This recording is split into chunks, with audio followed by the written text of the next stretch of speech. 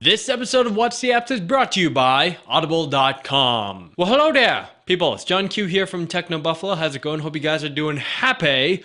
Welcome to another episode of What's the Apps. Today, let us get our productivity on with a little app called Paper by FiftyThree. Hitman.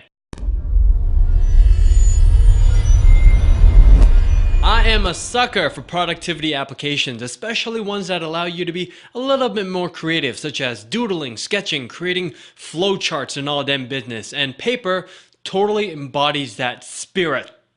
Paper works in the way of virtual notebooks or virtual sketchbooks. You have a handful of different tools and colors that allow you to jot down notes and sketch down ideas.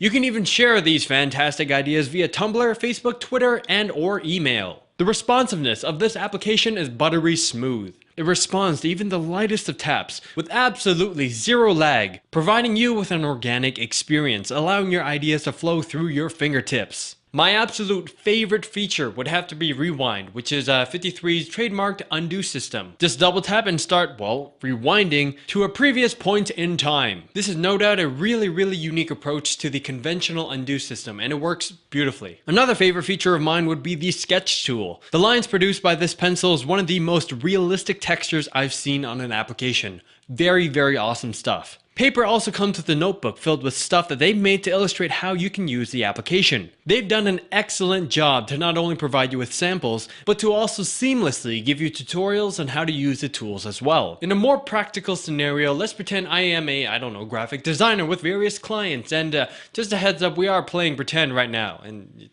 playing pretend, it's fun. So for one of my make-believe clients, Tweeps, here's a concept I sketched for their mobile app interface. A more in-depth case would be another client I totally made up named Krung, which of course shows the creative process of designing and implementing their logo and branding. As awesome as all this stuff is, the app isn't perfect, at least not yet. For starters, you're provided with limited colors, and you can't mix the colors either unless you're using the brush tool. The sizes of the tools are fixed, which limits how and when you can effectively use them. Something I found rather disappointing would be the fact that you can't zoom in or out. Zooming in would definitely make it a lot easier to sketch out finer details or to write notes. And speaking of fine, I'm gonna take some time to thank our fine friends at Audible.com. Audible.com is the leading provider of downloadable digital audiobooks and spoken word entertainment.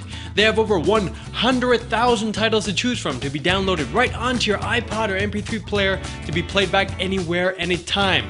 Choose from books in every genre, from history, science fiction, business, comedies, and much more. Right now, I'm working my way through Bill Bryson's A Short History of Nearly Everything. You know what? Having the audiobook version of this book is very handy when I go out to my runs or when I, just want to unwind at night and listen to stuff rather than read through all these fantastic pages right here. If you want to pick up your very own audiobook, go to audiblepodcast.com/techno to get a free audiobook download of your choice. Remember, that's your choice when you sign up today. Again, go to audiblepodcast/techno, TECHNO, for your free audiobook.